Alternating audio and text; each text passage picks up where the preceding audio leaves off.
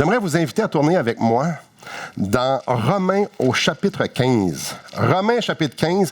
Et j'aimerais ça qu'on puisse s'imaginer un instant que si on prend des jeunes, vous savez, la génération machine, la génération médias sociaux. Puis vous prenez aussi la plus vieille génération. Puis vous prenez aussi les générations ensemble. Puis vous mettez tout ce monde-là ensemble.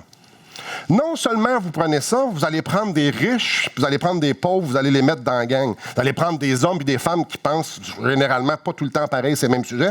Vous mettez ça ensemble. Vous allez mettre des gens dans cette gang-là qui ont eu un parcours plutôt difficile, plutôt rough. Et vous allez aussi ajouter des gens qui ont un parcours plutôt privilégié ou plutôt sain. Vous allez prendre des gens qui prennent leurs décisions plus avec leurs émotions, ils vivent plus émotifs. Puis vous allez prendre aussi des gens qui sont beaucoup plus cérébrales. Donc, eux, c'est au niveau de la tête que ça se passe. Vous les mettez ça dans la gang.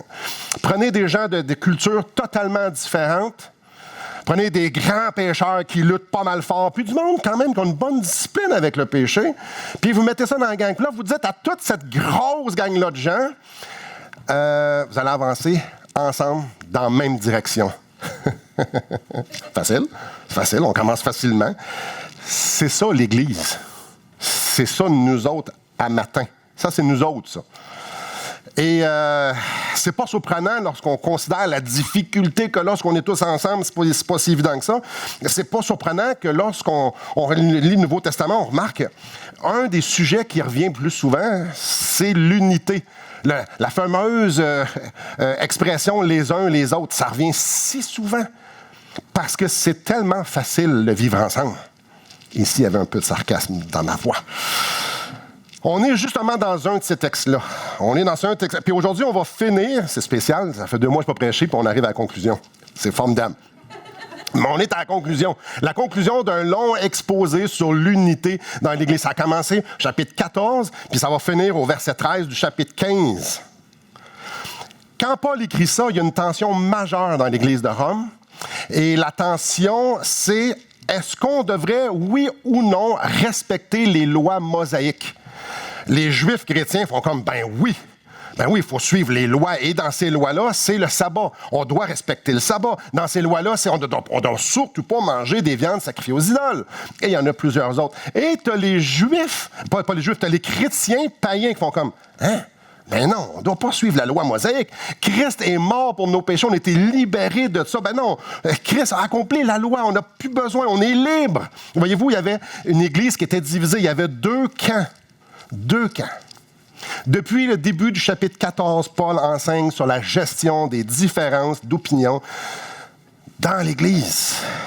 Puis si vous pourrez le relire cet après-midi, vous remarquerez, lorsqu'on lit ces 2 chapitres-là, que Paul ne tranche pas spécifiquement sur la question. Est-ce qu'on doit, oui ou non, suivre la loi mosaïque? Il n'en parle pas nécessairement, c'est vraiment implicite. Plutôt, il va enseigner comment on fait cette gestion-là des différences dans l'Église, des différences majeures. Je trouve ça intéressant parce que, étant donné que l'enseignement transcende le sujet bien précis, ben son enseignement est exportable pour nous aujourd'hui dans le contexte dans lequel on est. C'est le même principe qu'on voit encore et encore. Comme j'ai dit, aujourd'hui, c'est la conclusion. Donc, dans les 7 versets qu'on va voir, Paul va prendre tout ce qu'il a enseigné, puis il va le résumer. Puis, si vous êtes là depuis le début, vous allez dire « Ouais, mais ça, il l'a déjà dit, ça, il l'a déjà dit, ça, il l'a déjà dit, et ça, il l'a déjà dit. » Ben oui, il veut être certain que tout le monde soit sur la même page, tout le monde comprenne que le plan de Dieu pour l'Église, c'est que tout le monde soit uni ensemble pour sa gloire. Je vais faire la lecture du texte. Donc, Romains chapitre 15, verset 7. « Accueillez-vous donc les uns les autres, comme Christ vous a accueillis pour la gloire de Dieu. » Je dis en effet que Christ a été serviteur des circoncis pour prouver la véracité de Dieu en confirmant les promesses faites au Père. Tandis que les païens glorifient Dieu à cause de sa miséricorde, selon qu'il est écrit, « C'est pourquoi je te louerai parmi les nations, et je chanterai à la gloire de ton nom. » Et il dit encore, « Nations, réjouissez-vous avec son peuple. » Et encore, « Louez le Seigneur, vous toutes les nations. Célébrez-le, vous tous les peuples. Ésaïe dit aussi, il sortira d'Isaïe un rejeton qui se lèvera pour régner sur les nations. Les nations espéreront en lui. Que le Dieu de l'espérance vous remplisse de toute joie et de toute paix dans la foi pour que vous abondiez en espérance par la puissance du Saint-Esprit. Prions. Seigneur, on se place devant toi à l'instant pour que tu puisses venir nous parler. De ta parole, tu as mis en existence l'univers et tout ce qu'elle contient. Par ta parole, tu donnes la vie. Par ta parole, tu nous as transmis la vie en Jésus-Christ, qui est la parole faite chair.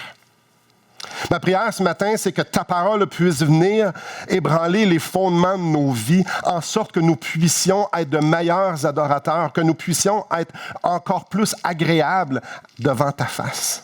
Non pas que le sang de Christ n'est pas parfait, mais que pour que tu puisses recevoir notre adoration comme un doux parfum qui t'est agréable. Ah Seigneur, je te prie que tu puisses venir nous rencontrer, chacun d'entre nous. Que tu puisses venir, Seigneur Dieu, mettre ton doigt de papa sur nos cœurs. Que tu puisses mettre un baume pour certains, venir exhorter pour d'autres enseigner. Seigneur, je te prie que tu puisses être présent parmi nous. En fait, tu es toujours présent, mais qu'on puisse te voir et t'expérimenter individuellement. Et je te prie dans le nom de Christ. Amen. Je relis le verset 7. « Accueillez-vous donc les uns les autres. » Au chapitre 14, verset 1, voici ce qu'il a dit. « Accueillez celui qui est faible dans la foi et ne discutez pas les opinions. » On se souviendra qu'au chapitre 14, il s'adresse aux forts, puis il leur dit, là, vous allez supporter, vous allez accompagner les faibles, vous allez les accueillir. Accueillir, on parle ici de recevoir quelqu'un dans sa famille. On parle de les incorporer dans son cercle intime. Il a parlé de ça au chapitre 14 et il revient au chapitre 15, verset 7. « Accueillez-vous donc les uns les autres. » Ici, il n'y a pas d'ambiguïté à savoir c'est qui le fort, c'est qui le faible. Il n'y a pas d'ambiguïté à savoir qui doit tendre la main à qui. Quand il dit « les uns les autres », il est en train de parler que chaque membre de l'Église devrait tendre la main à tous les autres membres de l'Église. Chacun devrait avoir ce désir brûlant que les autres, fassent partie de leur cercle intime. Donc, le choix de mes amis ne devrait pas être basé sur mes intérêts personnels ou nos intérêts communs. Le choix de mes amis ou les gens avec qui je me tiens, ça ne devrait pas être basé selon l'âge ou selon certaines positions doctrinales qu'on pourrait avoir, ou selon nos affinités, ou selon nos similitudes de vision qu'on a telle ou telle chose. Non, pas du tout. Pas du tout. Accueillez-vous les uns les autres. Tendez la main pour que chacun, nous puissions s'incorporer dans notre cercle personnel. Donc, aucun favoritisme et aucune discrimination. C'est clair, accueillez-vous les uns les autres. Et je le répète, c'est important de comprendre que Paul ici est en train de parler à une Église qui est divisée, où ce que deux camps se pointent du doigt et disent « vous êtes dans l'erreur », puis les autres disent « non, c'est vous autres qui êtes dans l'erreur ». Ce que Paul est en train de leur dire ici, c'est « ayez la même disposition les uns envers les autres ». Donc, ceux que tu t'entends super bien, tu devrais avoir la même disposition envers Mme Tartampion. Si vous ne savez pas c'est qui Mme Tartampion, je vous la présenterai pas. Non, elle n'est pas du monde. Monsieur Champion, son mari, non plus. Pour être certain que tout le monde est sur la même page de ce que ça veut dire s'accueillir les uns les autres, il va donner une illustration. Qu'est-ce qu'il est en train de dire? Deuxième partie du verset 7. Accueillez-vous les uns les autres comme Christ vous a accueillis. Donc, de la même manière que Christ m'a accueilli dans sa famille, je dois accueillir chacun de mes frères et sœurs. Venez avec moi au chapitre 5 de Romains. On va aller lire quelques versets pour nous rafraîchir la mémoire un peu de ce qui s'est passé ici. Donc, chapitre 5 de Romains. Je vais lire le verset 6. « Car lorsque nous étions encore sans force, Christ, au temps marqué, est mort pour des impies. À peine mourrait-on pour un juste, quelqu'un peut-être mourrait pour un homme de bien. Mais Dieu prouve son amour envers nous en ce que lorsque nous étions encore des pécheurs, Christ est mort pour nous. À plus forte raison, donc, maintenant que nous sommes justifiés par son sang, serons-nous sauvés par lui de la colère. Car si lorsque nous étions ennemis, nous avons été réconciliés avec Dieu par la mort de son Fils, à plus forte raison, étant réconciliés, serons-nous sauvés par sa vie. 3 choses ici. Ceux que Christ a accueillis, c'était une gang d'incapables. Regardez ici au verset 6. « Car lorsque nous étions encore sans force, des incapables spirituellement, ils étaient morts spirituellement, ils n'étaient pas capables de contribuer, ils n'ont rien emmené à la table de Dieu. » Non, pas du tout. Ils étaient sans force. Christ les a accueillis. Notre texte nous parle d'impies, nous parle de pécheurs, des gens qui étaient rebelles à sa loi. Donc, ceux que Jésus a accueillis, c'est des gens qui étaient sans loi. En fait, ils n'étaient pas sans loi. Ils avaient leur propre loi. Ils ont dit, Jésus, Dieu, on ne veut pas tes lois, on veut les nôtres. On va s'en créer. Nous, on va déterminer ce qui est bon et ce qui n'est pas correct. Ceux qui ont accueilli, c'est ceux qui ont discarté les lois de Dieu. Notre texte nous parle au verset 10 d'ennemis, que ceux que Jésus a accueillis, c'était des ennemis. C'est quoi des ennemis? C'est des gens qui te font la guerre. Donc, t'es rebelle. Ceux que Jésus a accueillis, c'était des rebelles à sa personne. Puis ça, on n'ira pas lire, mais on pourra aller lire dans Romains chapitre 3, qui nous dit que nul ne cherche Dieu. Les gens que Jésus a accueillis, c'était des gens qui ne voulaient rien savoir de Jésus. C'est intéressant. De la même manière que Christ m'a accueilli, c'est comme ça que je dois accueillir chacun de mes frères et sœurs. Autre chose qu'on voit ici, dans notre texte, ici au chapitre 5, Jésus a dû mourir. Pas full confortable, ça. Il a dû renoncer à sa vie pour pouvoir nous accueillir, en mesure de nous accueillir dans sa famille, dans la mesure qu'il puisse nous incorporer dans son cercle intime. En fait, c'est pas mal plus que ça, c'est plutôt en lui. Il a fallu qu'il meure, qu'il renonce à sa vie. De la même manière que Christ m'a accueilli dans sa famille, c'est comme ça que je dois accueillir mes frères et sœurs. 3e chose qu'on voit. Au verset 10, ça nous parle de réconciliation avec Dieu. La réconciliation que j'ai avec Dieu, elle est parfaite. Je suis pleinement membre de sa famille. Je suis pas comme un enfant, comme bâtard, qui disait, toi, je t'endure chez nous. Non, pas du tout. Ceux que Jésus a accueillis ont maintenant le parfait, un parfait privilège devant Dieu, sont co-héritiers avec Christ. On a maintenant tous les privilèges qu'un enfant de Dieu peut avoir à cause de cette réconciliation parfaite. Et jamais il va revenir. Il va dire, mais là, tu as poussé la loque un petit peu trop loin, mon Simon. Jamais. Non, parce que maintenant, lorsque Dieu me voit, c'est la justice de Christ qu'il voit. Maintenant, il n'y a plus aucune condamnation pour ceux qui sont en Jésus. On lit ça au chapitre 8, verset 1. Non. Parfaitement réconcilié. Et de la même manière que Jésus m'a parfaitement réconcilié à son Père et qui m'a rentré et qui m'a inclus dans sa famille, de la même manière, je dois inclure mes frères et sœurs. On retourne dans notre texte, au chapitre 15. Lorsqu'il dit « Je vous ai accueilli », celui qui vous a accueilli. Verset 7, « Comme Christ vous a accueilli ». Christ a accueilli les forts et les faibles à part égale. Donc, les forts et les faibles sont à la même place. Souvent, on va essayer de déterminer dans cette histoire-là, lorsqu'on lit chapitre 14, chapitre 15, moi, je suis un fort ou un faible. Et juste comme ça, la grande majorité d'entre nous, si on fait un petit test, on va tous penser qu'on est des forts. Ici, c'est spécial.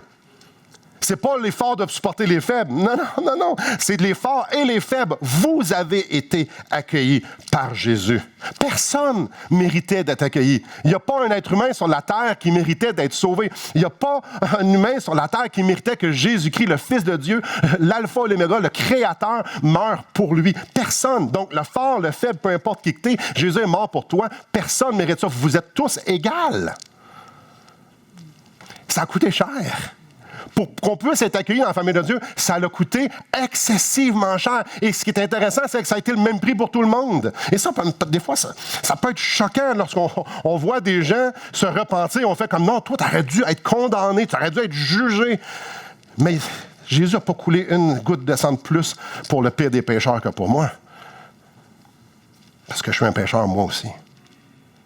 Et comme j'ai dit, tout le monde a été parfaitement accueilli aux yeux de Jésus. On est tous égaux. Et ça, c'est dur. Quand on a un conflit avec quelqu'un, c'est dur de penser qu'aux yeux de Dieu, l'autre est égal à moi et qu'il est aussi aimé de la part de Dieu que moi. C'est difficile. Parce que nous, Dieu nous parle, on est privilégiés, puis l'autre, il devrait comprendre tout ce que Dieu m'a dit. Mais la question, c'est que Dieu a fait exactement la même chose avec l'autre. Accueillir comme nous avons été accueillis. Ouais, mais Paul, c'est difficile ce que tu es en train de dire là. Tu veux qu'on accueille qu'on s'accueille les uns les autres comme nous avons été accueillis par Christ? C'est dur. Ou quand on parle d'accueillir ses ennemis dans sa famille, Jésus, il sait que c'est dur. Parce que c'est lui qui a pavé le chemin en mourant sur la croix pour nous. Mais Jésus n'a pas fait ce geste-là, ne nous a pas incorporés en lui-même, dans sa famille, parce que c'était ça qui était confortable. Il n'a pas incorporé Simon Ouellet parce que ça, c'était facile. Il n'a pas agi de la façon qu'il a agi pour satisfaire quelconque désir charnel qu'il voulait avoir. Non, pas du tout. Il y avait juste une chose en tête. On se ramène dans le jardin de Gethsémani, non pas ma volonté, mais la tienne, et ce qui complète le reste du verset 7. Accueillez-vous comme Christ pour la gloire de Dieu. Christ a fait ce qu'il a fait, il nous a inclus dans sa famille pour la gloire de Dieu. L'unité dans l'Église, mon désir d'accueillir l'autre doit être exclusivement motivé par la gloire de Dieu. Parce que si on est franc, d'un point de vue humain, c'est très inconfortable. Je reviens à Mme Tartampion. Mais qu'elle est fatigante. En connaissez-vous du monde que c'est pas le fun d'être avec eux autres? Moi, j'en connais. Mme Tartampion puis M. Champion, quand tu passes du temps avec eux autres, tu fais comme... Ça fait juste 5 minutes. OK. Ouais, c'est pas facile. C'est pas toujours confortable. Ouais. Puis parfois même, d'un point de vue humain, c'est de la torture. C'est de la torture. Là, je ne parle plus de Mme Tartampion. Là. Parce qu'il y a des gens qui nous font souffrir. Il y a des injustices qui arrivent. Si vous êtes chrétien depuis assez longtemps, vous en avez vu des cochonneries arriver. Des gens qui ont subi des injustices incroyables, ou des gens qui se sont fait blesser gratuitement, ou des gens qui n'ont pas été blessés gratuitement, mais qui les autres, l'environnement dans lequel ils étaient, c'était très difficile. Donc, quand on parle de s'accueillir les uns les autres, c'est très difficile d'un point de vue humain. Mais à l'exemple de Christ, nous sommes appelés à s'accueillir, pas parce que c'est le fun, pas parce qu'on aime ça, pour la gloire de Dieu. Donc, je dois faire passer la gloire de Dieu avant mon confort, faire passer la gloire de Dieu avant ma vie, faire passer la gloire de Dieu avant ma souffrance, avant l'injustice, avant mon incompréhension. La gloire de Dieu prédomine. Jésus-Christ est mort sur la croix, oui, pour nos péchés, mais ça, c'est pas la raison la plus importante et la raison ultime pourquoi il est mort sur la croix. Il est mort sur la croix pour la gloire de Dieu. Alors, il me dit, Simon, tu vas mourir à toi-même, toi aussi, pour la gloire de Dieu. Tu vas te coller avec tes frères et sœurs pour la gloire de Dieu.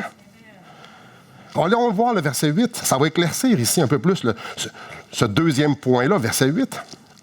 Je dis en effet que Christ a été serviteur des circoncis pour prouver la véracité de Dieu en confirmant les promesses faites aux pères. Les pères dont Paul parle ici, c'est Abraham, Isaac et Jacob. Ce sont eux les pères de la nation juive. C'est eux les pères des circoncis. Les circoncis, ça, c'est les Juifs. Et voici la promesse qui a été faite d'abord à Abraham et qui a été répétée à son fils Isaac et à son petit-fils Jacob. Abraham, on lit ça dans Genèse 18, en fait à plusieurs endroits dans Genèse. Abraham deviendra certainement une grande nation et puissante, et en lui seront bénies toutes les nations de la terre. Dieu a choisi un peuple pour se révéler à eux, le peuple d'Israël. Israël a reçu les révélations de Dieu. Dieu s'est présenté à Israël. Eux, il y avait la nuée dans le désert. Quelque chose d'exceptionnel. Eux, il y avait le temple. Wow! Il y avait la nuée dans le temple. Ils ont eu les prophètes. Ils ont eu des délivrances. Encore et encore et encore, si vous connaissez un petit peu l'Ancien Testament, Dieu a été miséricordieux avec Israël. Ils ont reçu grâce sur grâce, pardon sur pardon, comblés de l'amour de Dieu. Et combien Dieu a été patient avec eux. Pourquoi Dieu a fait ça? Dieu voulait que son peuple l'adore d'un cœur pur. C'est tout. Et la preuve ultime que Dieu voulait qu'Israël l'adore, c'est que Jésus vient de la tribu de Juda. Jésus vient d'Israël. Le Sauveur promis pour Israël sort d'Israël. Jésus prouve hors de tout doute que la promesse que Dieu avait faite au Père, au patriarche, c'était sérieux. Elle était vraie. Dieu avait tracé un chemin spécial pour le peuple d'Israël, pour que son peuple puisse avoir un accès à Dieu et l'adorer pour la grandeur, pour sa beauté, pour qui est. Mais c'est pas tout. Dieu ne voulait pas juste que ce soit Israël qui l'adore. Dieu voulait aussi que toutes les nations l'adorent. Verset 9 au début. Tandis que les païens glorifient Dieu à cause de sa miséricorde. Ça a toujours été dans le plan de Dieu d'inclure les nations dans sa famille. Et ça, pour nous, on fait comme « Pour un Juif, ça graffine très, très fort. Je le répète, la phrase. Ça a toujours été dans le plan de Dieu que les nations l'adorent avec Israël. Aïe, aïe. Donc, Paul doit ici s'expliquer un peu, doit un peu prouver ce qu'il est en train de dire, parce que les Juifs ici convertis, ça passe pas, parce que les païens, ils ont été élevés en pensant, en se faisant dire que c'était des chiens, c'était des moins que rien. Donc là, dans l'Église, tout le monde est converti, super, mais il y a quand même une certaine animosité ou une certaine... un regard pas si franc que ça envers eux autres. Donc David doit parler. Doit leur dire que Dieu voulait toujours unir les païens et Israël pour le célébrer. Il va utiliser 4 citations.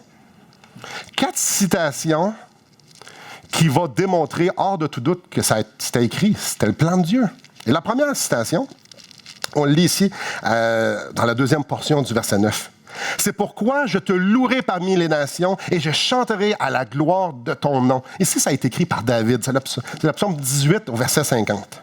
Ce verset, c'est une prophétie qu'un jour, Israël célébrerait la gloire du nom de Dieu avec les nations. Paul cite ce psaume-là comme étant une prophétie qui a été accomplie par l'Église. Deuxième citation, donc pour nous, le verset 10. « Nation, réjouissez-vous avec son peuple. » Ça, c'est une citation de Deutéronome 32, 43. Païens, Juifs qui célèbrent la délivrance donnée par Dieu. C'est écrit dans Deutéronome, dans le Pentateuque. Ça fait partie de la loi, ça. Troisième citation, verset 11. « Louez le Seigneur, vous toutes les nations, célébrez-le, vous tous les peuples. » Ça, c'est le psaume 117 au verset 1. C'est spécial. Un psaume que les Juifs utilisent pour adorer Dieu, qui est en fait aussi un appel aux nations, à toutes les nations, à célébrer Dieu. Quatrième citation. Lui, il vient d'Ésaïe, chapitre 11, au verset 10. « Il sortira d'Isaïe un rejeton qui se lèvera pour régner sur les nations. Les nations espéreront en lui. » Cette prophétie-là annonce un roi qui va régner sur les nations, qui va causer les nations d'espérer au roi. Savez-vous, c'est qui le roi? C'est Jésus. On parle de Jésus ici. Là, on voit ça, super, il y a une subtilité qu'il ne faut pas manquer. La volonté de Dieu de joindre, d'unir Israël et les nations ensemble pour l'adorer se trouve dans la loi, se trouve dans les psaumes et se trouve dans les prophètes. En d'autres termes, pour un Juif, c'est partout, c'est écrit. Dans tous les raccoins de l'Ancien Testament, c'est écrit, c'est annoncé. Je veux unir les païens et le peuple d'Israël pour qu'ils puissent m'adorer. Ça a toujours été le plan de Dieu. Une autre subtilité qu'il ne faut pas manquer. Pourquoi les païens ont été inclus dans la famille de Dieu? Bien, au verset 9, on lit « louerez »,« chanterez à la gloire ». Verset 10, « réjouissez ». Verset 11, « louez ». célébrer. Verset 12, espérer. Verset 9, on revient, glorifier. Pourquoi Paul parle de ça dans notre contexte là? Et pourquoi ça a une importance pour nous? Dieu a toujours voulu assembler tous ses rachetés pour qu'ensemble, ils puissent l'adorer. La raison d'être de la création, c'est d'adorer Dieu. La raison d'être de notre salut, la raison d'être de notre rachat, c'est pour glorifier Dieu, c'est pour adorer Dieu. Alors, peu importe qui nous sommes, qu'on soit le fort ou qu'on soit le faible, qu'on soit juif, qu'on soit païen, qu'on soit libre ou qu'on soit esclave, qu'on soit homme, qu'on soit femme, ou peu importe quelle différence qu'on pourrait se donner, depuis toujours, Dieu veut unir ses rachetés ensemble pour que d'un même cœur, ils puissent célébrer la gloire de son nom. Et là, écoutez bien ça, là. Bien souvent, moi, je m'en viens adorer Dieu à l'Église. Moi, individuellement, j'adore Dieu à l'Église. C'est pas de ça qu'on est en train de parler ici. Ici, il est en train de parler qu'ensemble, on célèbre Dieu. Donc, c'est pas les païens d'un bord, individuellement, et Israël d'un bord, les Israël croyants, individuellement. Non, c'est ensemble. C'est ça ici, la célébration. Donc, Paul est en train de parler ici. Donc, c'est individuellement, moi, je me présente devant Dieu. Non. Ensemble. De là l'importance de l'unité. Parce qu'on met toutes nos voix ensemble, ça, c'est l'adoration qui monte au ciel. Donc, c'est important qu'on soit tous sur la même page. C'est important qu'on soit unis. C'est important qu'on regarde à la même place. C'est important que s'il y a quelqu'un, s'il vit tout croche, ben, qu'on puisse le soulever. C'est important qu'on pleure avec ceux qui pleurent, puis qu'on rit avec ceux qui rient, qu'on se réjouisse avec ceux qui sont dans la joie. C'est important parce qu'ensemble, on se présente devant Dieu. C'est pas juste une affaire individuelle. Nous, on se crée des barrières entre nous parce que c'est bien plus confortable. Mais c'est partout dans la Bible. Dieu est super clair. Unissez-vous ensemble pour me célébrer ensemble. Célébrez ma gloire ensemble. Concentrez-vous sur ce qui a réellement de la valeur. Et ce qui a réellement de la valeur, ce n'est pas nos différences, aussi importantes qu'elles puissent être. Ce qui a réellement de la valeur, c'est la gloire de Dieu. Il dit maintenant, je veux que vous veniez ensemble et la chose qui vous consume, tout le monde, c'est ma gloire. Parce que j'ai tout créé pour ma gloire. Je t'ai sauvé pour ta gloire. Je t'ai mis dans l'Église pour ma gloire. Éphésiens chapitre 1, c'est clair. Alors, c'est ça qui est important. C'est ça le dénominateur commun. Vous allez ensemble d'un même cœur, d'une même pensée, d'une même bouche, dire la même chose. Les différences, ça vous divise. C'est pas fini, il nous reste un verset. Verset 13. Que le Dieu de l'espérance vous remplisse de toute joie et de toute paix dans la foi pour que vous abondiez en espérance par la puissance du Saint-Esprit. Paul finit son enseignement ici avec un souhait qui est aussi une prière. Je ne sais pas si vous avez remarqué, il y a un mot qui revient. Le mot « espérance ». Et ça a été mentionné au verset 12. La fin du verset 12, c'est écrit « Les nations espéreront en lui ». Quand quelqu'un comprend l'Évangile de Jésus-Christ, quand quelqu'un comprend que Jésus-Christ est venu payer pour mon péché, et non seulement ça, il m'a revêtu de sa justice. Pas pour que j'aie l'éternité au Club Med avec grand-maman puis grand-papa, mais plutôt pour que je puisse être inclus en lui avec Dieu. Le salut, c'est ça. Alors, quand quelqu'un comprend que je suis maintenant, j'ai une nouvelle vie, qu'est-ce qui va que ça cause? L'espérance. Jésus promet à tous les croyants la délivrance du péché et la participation de la gloire éternelle, pas en tant que spectateur, en tant que participant. Ici, je fais un vrai sondage ce matin, s'il vous plaît, c'est rare, je dis ça, mais là, levez la main. Est-ce que quelqu'un ici qui a hâte d'être dans l'éternité et de goûter la gloire éternelle? Quand même.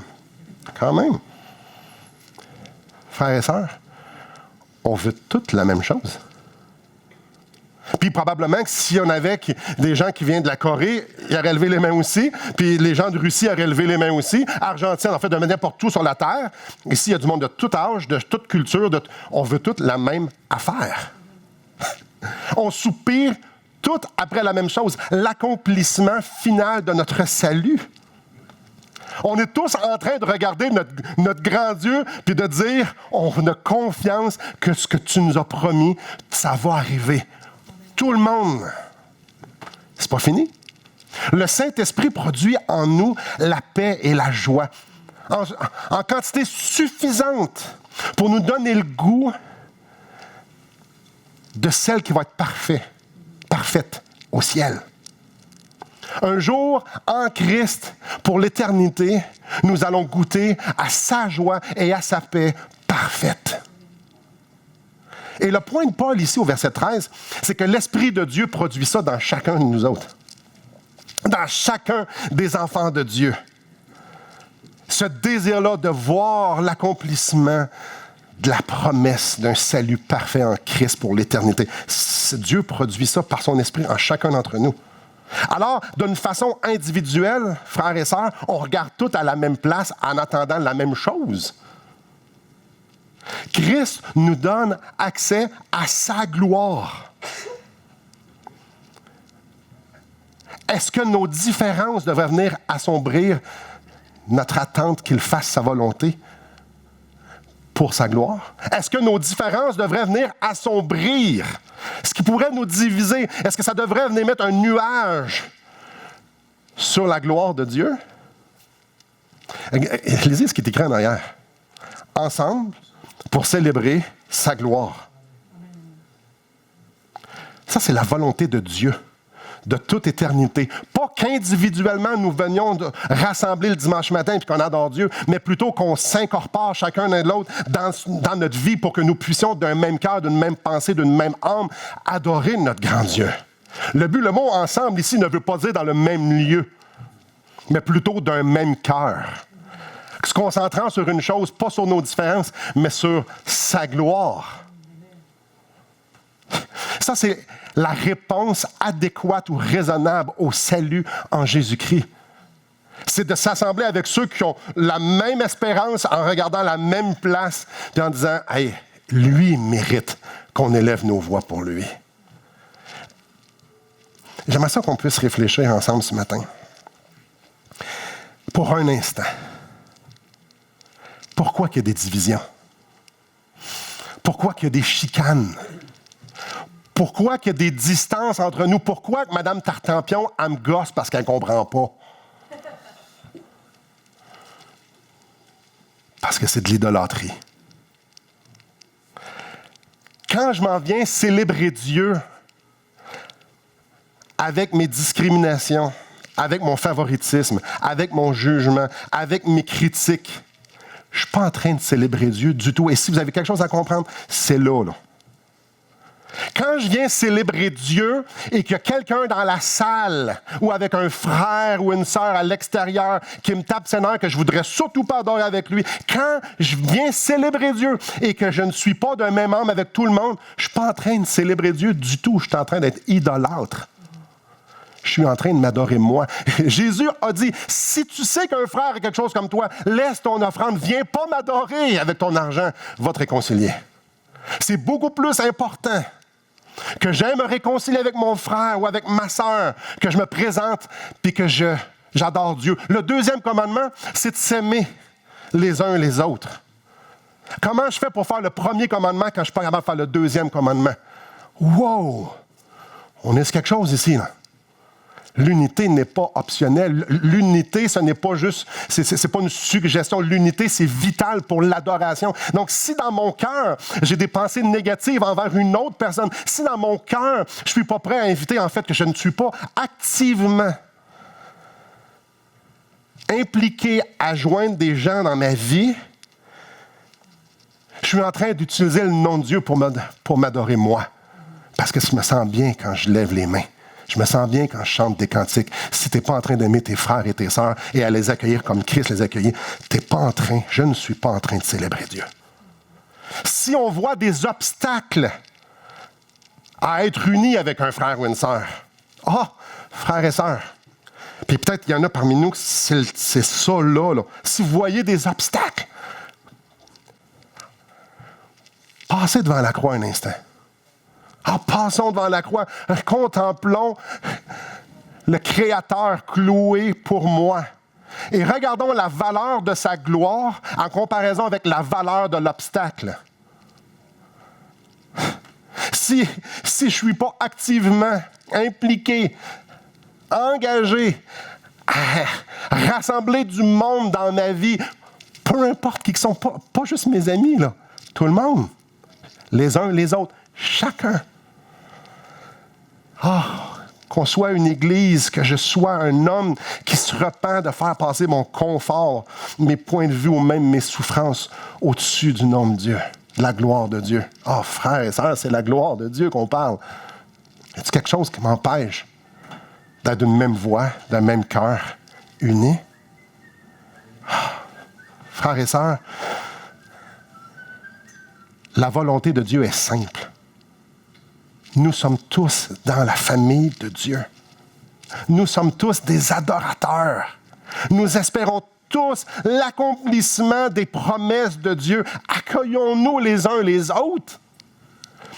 Accueillons-nous. Mais j'ai rien en commun. Quoi? Écoutez le message, si c'est votre conclusion. Accueillons-nous les uns les autres, peu importe les barrières qu'on peut se mettre. Oui, mais moi, je ne suis pas capable, Simon.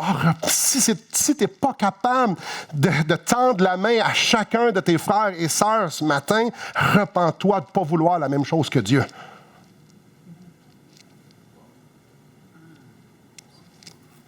Parce que Dieu, c'est ça qu'il veut. C'est ça que Dieu veut. Repens-toi de ne pas laisser Dieu produire sa vie, sa volonté en dedans de toi. Pourquoi? Parce que c'est ça que le Saint-Esprit essaie de produire en dedans de nous.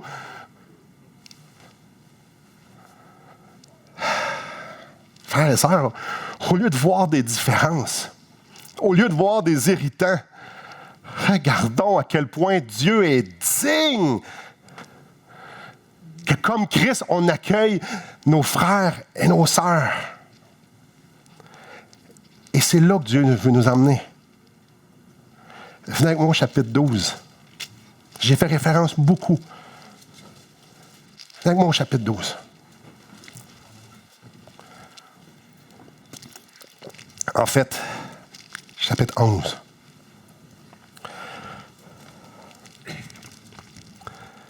Verset 36. C'est de lui, par lui et pour lui que sont toutes choses. À lui soit la gloire au siècle des siècles. Amen. Devant la gloire de Dieu, sa personne, devant ce qu'il a fait, devant Christ, son œuvre d'expiation, son œuvre de salut, son œuvre pour racheter mon âme perdue, devant ça, Paul dit à ses frères de Rome, « Je vous exhorte donc, frères, par les compassions de Dieu. » Verset 12, verset 1. Chapitre 12, verset 1. « À offrir vos corps comme un sacrifice vivant, saint, agréable à Dieu, ce qui va de votre part, un culte raisonnable. » Devant la gloire de Dieu, la seule réponse raisonnable, c'est de dire, « Dieu, viens produire ta vie en moi. » Fait que s'il y a quelque chose qui vous divise, s'il y a quelque chose qui met un obstacle entre vous et un frère ou une sœur, regardez la gloire de Dieu et offrez-vous. Encore et encore, parce que c'est lui qui produit ça. C'est le Saint-Esprit qui produit cette unité-là. Ce n'est pas quelque chose qu'on fabrique avec des potlucks ou avec des activités. Non, c'est le Saint-Esprit qui nous amène à être à genoux devant la gloire de Dieu et que mon frère et ma sœur vont venir et on va regarder à la même place et on va dire, c'est extraordinaire.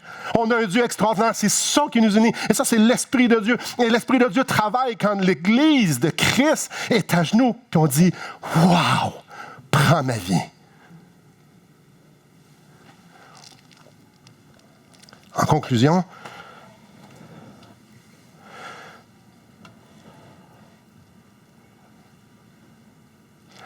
on n'est pas ici pour jouer à l'église. On n'est pas ici pour chanter des belles petites chansons. Les gens qui sont alentour de vous présentement, ce n'est pas par hasard qu'ils sont là. Dieu nous a mis ensemble pour que de mille et une façons, nous puissions s'encourager, à être de même cœur, de même esprit, à célébrer sa gloire.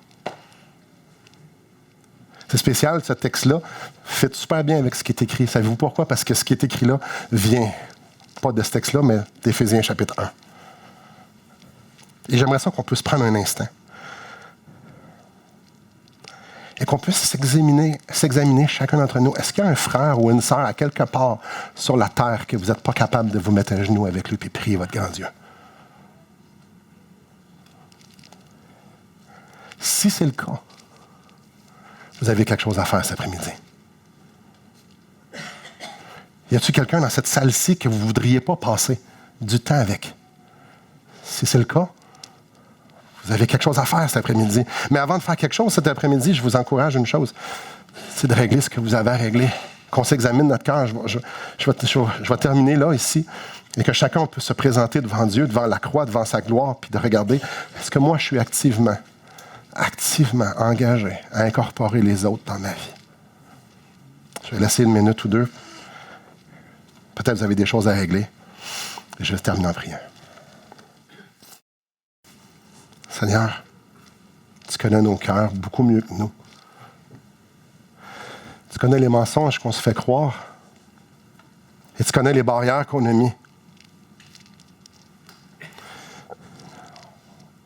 Et Seigneur, on connaît clairement c'est quoi ta volonté. Seigneur, on a peine à voir notre idolâtrie parce que la première chose de l'idolâtrie, c'est que pour nous, ça devient une vérité. Notre idole devient réellement notre Dieu. On a besoin de toi. J'ai besoin de toi. On a besoin de nos frères et sœurs. Seigneur, toi seul sais à quel point on a besoin de nos frères et sœurs.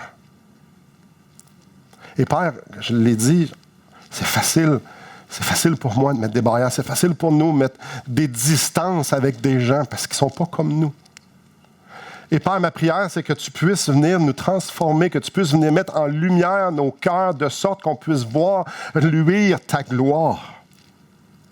Qu'on puisse voir luire la gloire de la croix de Christ, le tombeau vide qui nous promet une vie, qui nous promet la puissance d'une vie. Seigneur, nous avons ton Esprit Saint dans nous qui désire accomplir ta volonté, faire en sorte que ma vie puisse refléter Christ et que je puisse être uni à mes frères et sœurs et qu'on puisse être un témoignage vibrant parce qu'on s'aime.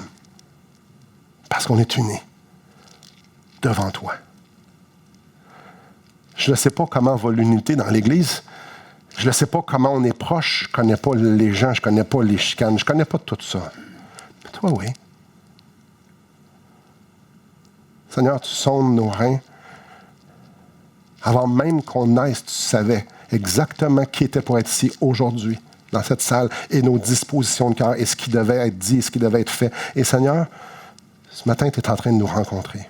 Nous, l'Église baptiste de Charlesbourg. Alors, je te prie que s'il y a des gens qui ont réglé des choses avec toi, si j'ai des choses à régler avec toi, si j'ai des choses à régler avec mes frères et sœurs, que tu viennes. Parce qu'une chose que je sais, c'est que mes frères et sœurs, on n'a pas envie de jouer à l'Église. On veut être vrai, on veut être des adorateurs unis ensemble devant toi. Alors, Père, que ton Esprit Saint ait une grande liberté dans ma vie, dans nos vies, pour te glorifier parmi nous. Je te prie dans le nom de notre Sauveur commun, Christ, le chef, la tête de cette Église.